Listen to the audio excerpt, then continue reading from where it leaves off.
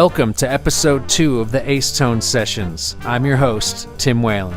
My guest today is Washington, D.C. based guitarist Paul Pieper. Paul is one of the most respected musicians in the area, and when you hear him play, you'll understand why. He gained prominence in 1995 when he took second place out of over 200 people at the Thelonious International Jazz Guitar Competition. In 2007, he started the Jazz Workshop, a music school in Northern Virginia dedicated to teaching students of all abilities how to play jazz in a group setting. I'm honored that he's here, and I'm so glad that you're here. So sit back, relax, and enjoy episode 2 of the AceTone sessions.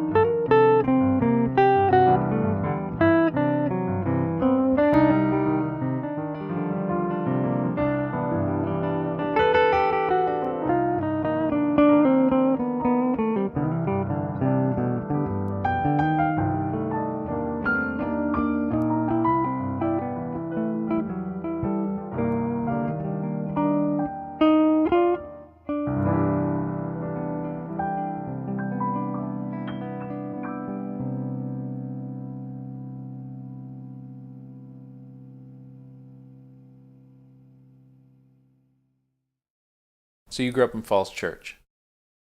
I did. I grew up right here in the DC area. And of course, DC's always been a great music town. There's always been so much great stuff to hear here. I was lucky early on to hook up with a fantastic guitar teacher who that's really how I got exposed to jazz in the first place, through my teacher, Mike Bevan, who's still here in the area. And once I got to be about 19 or 20, I was able to start doing a little bit of gigging around town. And most of my education has really come from playing with people around here. I didn't go to music school per se. I went to 1 year of Mary Washington College in Fredericksburg, which, for whatever wonderful features it might have, is not really a jazz powerhouse. I enjoyed my time there, but what I've learned about playing music, I really have learned it mostly from my private studies with Mike, and then just from the practical perspective of gigging. Which is really, I mean... Well, I think that's how it's always been done. I think the whole thing of learning in a music school is a sort of a newer phenomenon. Mm-hmm. And frankly, it's something I've always kind of, if I could go back and maybe take a few classes in like 4-part writing or something, that would have been a great thing. But sure. It's hard to feel like I've missed too much getting to play with the incredible musicians who have come through DC and who have always been here, and getting to learn directly from them. So that's been the way it's worked for me.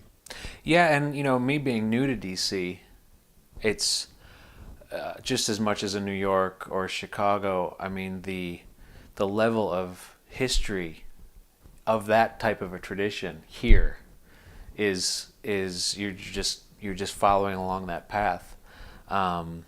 So I could imagine, like you said, just the opportunities of various musicians that you'd meet here. It had to be quite a thrill as a young player. Sure. I mean, I think I was lucky to get to be in a town like DC. It's just a great jazz town, and there's a strong community here. So it's been a great place to learn and grow over the last 20 years. Yeah, and it seems obviously it's a large city. That's true, but there is a aspect which I'm sure people watching that are part of this community here. There is an aspect of it's almost like a small town feel within a large city, which you don't sometimes get that in other cities, but especially here I've found it's a very close-knit community of people. And I just think that would help foster that tradition of kind of just learning on the job and these types of things. I think that's true. Yeah, the community here is incredible and has always been. And it's certainly not a huge city like a New York or LA. Right. So it's got a great kind of a local flavor. Right. And I think people approach jazz here maybe a little differently than somewhere like New York. There's kind of a more grounded scene here, a little more of a traditional thing, which I think is not bad. Right. That as I get older and play more and more, I'm certainly just finding that one thing I value in a lot of players when I hear them, no matter how forward-looking they might be, is some connection to something that feels authentic and grounded and like they've got some history in their playing. And I think that's always something that DC musicians have. So that's very cool. So in '95, I read, you did the Monk competition, which is mostly done here in DC, or it definitely was in the beginning. I think they do it in other locations now, Here but it and was there. originally I think it was done. LA last year, maybe, right? Yeah. But it originated as a DC based thing, as far as I know. Was that the first Monk guitar competition that you did, or do you know? It was, as far as I remember, and it's interesting actually that year it was a guitar/bass competition. Okay. And they basically ran 2 competitions. I see. And I honestly think that the reason they did that was because they felt like neither guitar nor bass was sufficiently interesting on I think that was the rationale. What a classic stereotype. Well, I mean that's how it goes, right? And of course, I think in 2005 they had guitar by itself. So apparently we've entered the mainstream now. Jazz guitar is here to stay. But I can't complain. It was actually kind of cool. One of the nice things about that was that I got to meet all those musicians who were there, Sure. guitarists and bassists, and I'm still following the fortunes of many of the people who I met back in '95 there, and it's neat to see what people have done out in the world. Who were your judges when you did it? Do you remember? Wow. Well, that was the heaviest thing about it. I mean, can they imagine. always kind of assemble this incredible group of people. So one of them was my primary influence on the guitar, which is John Scofield. So that alone would have been crazy. But they also had Pat Metheny, Jim Hall, Pat Martino, and Mark Whitfield. Okay, so like a who's who. Yeah, And I was really grateful not to actually physically be able to see those people while I was playing in the thing, because that would have been terrible. It wasn't a blind thing. Was it just because of the stage lights? Or Yeah, was it, and I think they were way in the back somewhere. So they weren't like right in your face. Of course, they might have not even been in the building for all I know, but that's what sure I was they told. were. They were the judges, yeah. So that was heavy. And I remember back in '95, you had to submit a cassette tape. You can Google that, kids, if you're not sure what that means. What are those? You had to submit a cassette tape, and I think those judges were Jack Wilkins, Gene Bertoncini, and I can't remember the third. Don't remember. But yeah, so they had separate guys judging this 200-some tapes that they got for that stuff. Just not to, I don't want to put you on the spot too much, but I would just be curious. I've done a few competitions, in a way it is what it is, but the Hmong competition is a big deal. And you were a semifinalist, weren't you? Yeah, second place. Okay, so second place, that's incredible. And of course, I'm not surprised. None of us are surprised. We all know how you play. I'd just be curious to hear if you can kind of time travel a little bit back. What was going through your mind during this whole process? Were you just kind of taking it as it comes? Were you nervous? Were you, or were you just really just happy to be there? Like, because some people, how, depending on a personality, somebody could be a nervous wreck about it and they don't even remember the whole process because they were so concerned about winning. Or some other people could just be like, whatever, I'm here. I'm just going to kind of play like it's a gig. I'd be curious to know what was going through your head, if you remember. Sure. Well, in those days, I guess this was all before email and anything. Right. So I found out about the competition, I think, at a full-page ad in Downbeat magazine. So that was interesting. This is all so old school, man. Very old school. Just sort of finding out that way, and then, submitting a tape and getting a phone call to be notified that I'd been. I remember I was in the kitchen, and I got this call that I'd been selected to be a semifinalist, and that was pretty mind-blowing. I think it was all of those things. I was very nervous to be involved in that. I think the rhythm section they had was that you were supposed to play in a trio, and it was Scott Colley and Kenny Washington on drums. So that alone, I just enjoyed that. That alone. I had never really played with a rhythm section that was like that, and I knew who those guys were, and it was just such a heavy thing. Sure. I liked the whole experience. It was pretty mind-blowing. I was 22, 23, and had never really done much of anything that felt big. Right. And I definitely had the feeling that this was not the time to try to reinvent myself or to practice and try some whole new approach that was going to dazzle people or something. I felt like all I could do was get up and do what I did. Yeah. And fortunately, the tunes, I don't remember exactly what they wanted you to play. It was definitely like play a standard and play something else, and it was pretty prescribed. Sure. You had to. I think that's changed a little. I think in recent competitions they've had people bring an original and all these different things. Okay. But anyway, so it wasn't like an infinite set of variables. I remember it was the 9 people, and we all had to play, and after that it was whittled down to 3, and being selected for that was totally mind-blowing, just the thought that I'd made it that far. Yeah. And I was definitely more nervous for the final one, because that was at the Kennedy Center, and they had Billy D. Williams announcing and stuff, and it really felt like the big time, So it was pretty hard to just relax and do whatever, but I got up and did the best I could, played the way I played, and it worked out. I would have been happy to place anywhere in there. Just to get any kind of recognition was nice.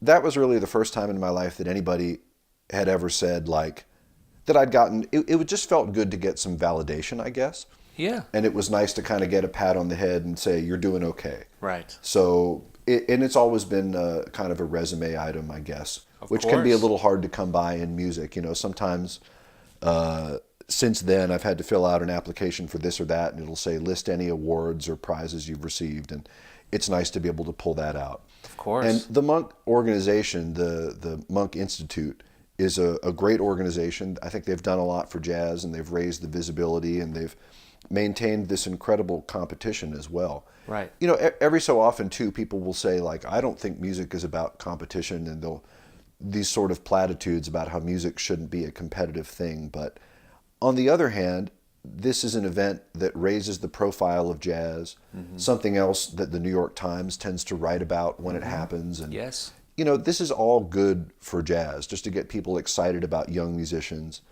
And I think the competitive aspect of it is overstated. I think that's a construct that people understand, but I just experienced it as a really positive thing. And I think everybody who was involved in it, whether they placed or not, felt like they were recognized, and like it was kind of a step forward for people. It's an incredible networking thing. I mean, I got to Sure. meet Pat Metheny and Yeah. Schofield and these guys, and you know, so I have no complaints about the way any of it was done. I thought it was an incredible experience, and I'm just so grateful to have been a part of my life. All right, so my favorite part of doing this whole thing is being able to play music that a guest brings in. It's always a thrill to play new music. And this series is becoming a nice vehicle for that. So you brought in a great tune, Manabí, and every tune has a story. So I'd be just curious to know what the story is behind that composition and kind of where it came from. Absolutely. I've been lucky enough to do some traveling before, playing music.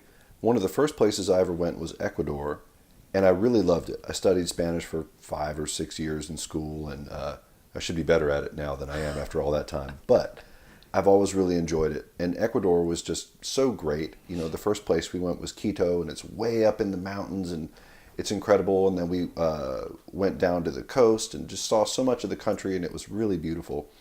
I've heard it's gorgeous there. Yes, and we got to drive around a little bit too. So we spent some time in a region of Ecuador called Manabí.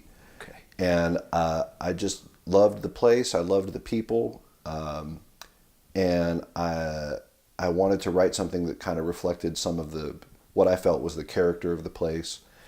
And that tune was it was something I've tried writing tunes and sitting down with a piece of blank paper and just staring at it. And that's a hard way to go, I think. So I started experimenting. Again, this was before everybody had a cell phone all the time. Right. I bought a little portable recorder, a little hard disk recorder, and I would just go on walks and sing stuff into this recorder. And Manabí was one of these tunes where just on a walk, I was just singing stuff. And after a few fits and starts, most of that melody is just something that I sang through. Sure. And it's interesting that it sort of came out in a fairly conventional song structure. I guess I've been fairly well indoctrinated by song structure in jazz. You know, we have these forms that we use.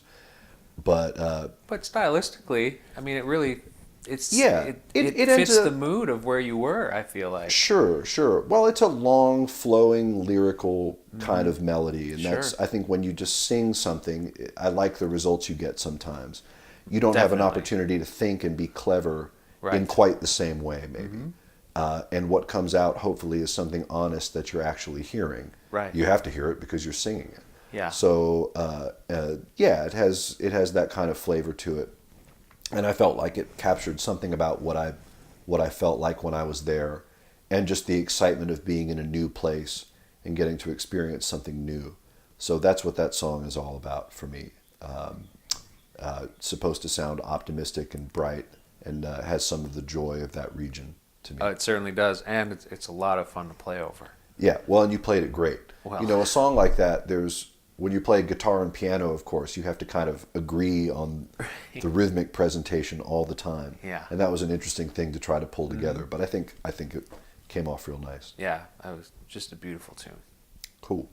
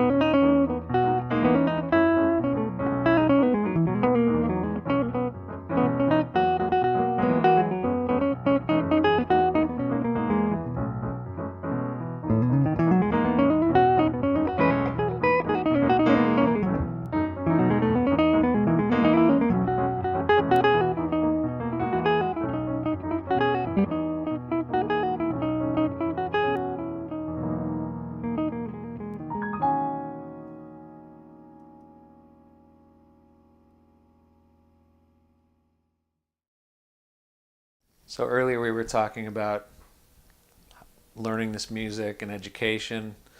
You have a school that you've started. I do. Back in 2007, I started this thing called the Jazz Workshop. And I've been doing that now, I guess, wow, it's almost 9 years, something like that. Amazing. Yeah, back then I was teaching guitar lessons and I was enjoying it, but I also felt like I wanted to do something a little different. I felt like I wanted to work with people on all instruments, not just guitar. And I felt also like what I might be really well equipped to do was help people get a small group jazz skill set. And there's a lot that's involved in that. If you want to play jazz in a group, you have to not only know about improvisation, but you have to know what to do and when to do it. If you're talking about comping, playing chords on piano or guitar, there's kind of a style and a way to do that, and helping people shape and discover that and make progress in that, how you voice chords, the rhythm that you play them, and just what to do from start to finish in a jazz performance. Right. I think sometimes for a lay person who comes out and sees a jazz group play, they're not necessarily aware of all the subtle cues that are happening, all the little things. You know, if somebody who's been playing music for a long time, you take these things for granted. But sometimes these are difficult skills for beginners to learn. But in the jazz workshop, we actually work with all different levels of musician. We have people who've been playing jazz for 30 years, who are just looking for a place to play and a place to continue to grow, kind of an ongoing education kind of way. So my goal with the workshop is to have an ideal setting where people can come in and play music at the same time each week, be matched up with others at their same level in kind of a guided and moderated setting where I or another instructor are there to kind of help them have an optimal experience, and also to lend our expertise and knowledge and help people kind of do the right thing. You know that if you get on a gig with a group, it's pretty common experience as jazz musicians to play with people you've never met before. Right. And you need to be able to know what the norms are. Yeah. You know, there's a way to play that's Yeah. going to work and a way that really isn't. And it's hard to know that all the time. So these are all things that people can learn in the jazz workshop. But most importantly, it's a place for people to play jazz, which is also not easy to come by out in the world. Especially if you're just wanting to continue your love of it. Sure, of course. You Yeah. might not have access to a community of Right. people. If you're It's a a great sax outlet. player, you might not just have a piano player and a bassist and a drummer that you Right. can call up. And that's part of what we're doing. We're putting people together, giving them a place to play, and guiding them to make the kind of progress they want to make. So we've grown over the years to where we have 17 sessions that meet each week. It's incredible. And man. almost 80 people involved in that. And we're growing all the time. Yeah. And as we do, I'd like to be able to offer more and more to people, different kinds of guidance, not only playing in the workshop, but also providing performance opportunities out in the community, in clubs, bringing in guest artists, all kinds of different things to help people really live a jazz life, I guess. So it's been cool. It's interesting because it kind of goes along with what you were talking about when we first started, just talking about your upbringing, and it's, I think, really exemplifying this tradition of learning by doing. Right. It's not on a, they're not on a gig, although sometimes I know you do like a jazz workshop night at a venue somewhere in town, but even at the sessions, they're still learning by doing. And so it's Right. in a lot of ways they're getting, from what I can tell, a real world type experience. Like, no, you don't want to do this here. Right. You know, it may not be like the less friendly confines of certain, jam sessions that people have been to or whatever. But Right. it's still in that vein of, no, you don't want to do that. This is something you might want to explore here, or I noticed you did this at this part of this tune. You might want to think about this. Exactly. Rather than you play this set of notes over this chord. That's probably part of it too. But I get the feeling it's more of a real kind of, you learn it as you do it, and it's very real world to me in a lot of ways. Right. It's important for a jazz musician to develop reflexes, Sure. where in the moment when you're presented with a certain stimulus, you Right. react the right way. Right. And you can't, that's not a textbook thing. You don't learn that from being told what to do in every case. Right. You have to get in an environment and have things thrown at you, which is playing in a jazz group, right? People are always throwing things at you. You have to learn how to react and to react the right way. And that's really what mainstream jazz is all about. I'm all for the idea of somebody going out and doing something that's completely original, reinventing jazz, doing something that's new and fresh. But there's also a benefit if you're going to go to the jam session at the local club, when sit in with a bunch of jazz musicians, there is a way to do things. Right. And a lot of what we're trying to do in the workshop is help people learn what that is. That's great. And also have a lot of fun while doing it. Yeah. Explore the repertoire. And, maybe most importantly, just give people a place where they know they're going to get to play every week for as long as they want. We've had people in the workshop for 6 or 7 years in some cases. So it's really, I joke with my wife sometimes that what we've created is kind of a jazz dojo where That's a great word for it. People can come and practice their art form, practice the discipline of jazz. And it's a safe spot. It's a safe place. It's a safe spot where really we honor everybody who comes in the door there. All that we ask is that people want to play jazz for real. But whether they've never played before or been playing for 30 years, it's a home for everybody who wants to do it. It's a really wonderful thing. And I guess I'll just kind of finish up saying that I was at the workshop, and I got to see the interaction between you and the students, and you can tell that they are genuinely thrilled to be there, to be able to play, just to have an outlet to play. I think that's just, it's a real great thing. Sure, well, I am too. It's a privilege to get to work with people like that, and I love that a lot of my professional life now is playing music with people in that setting and getting to kind of be at the center of that community. It's amazing. Yeah. So I'm enjoying it, and I think I'll be doing it forever in one way or another.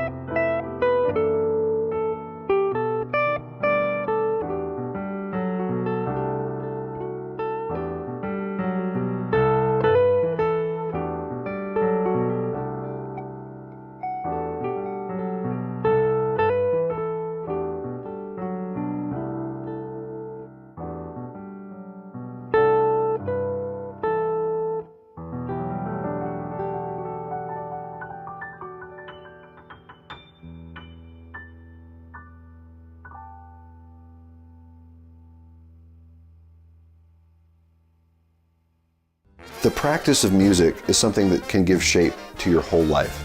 It's something that you never perfect, which I think is an interesting metaphor for life in general. For me, it's given me a community of people as well. And I think the most important thing in life is your relationships with other people. It's just part of the practice of living and something that gives meaning and shape to your life.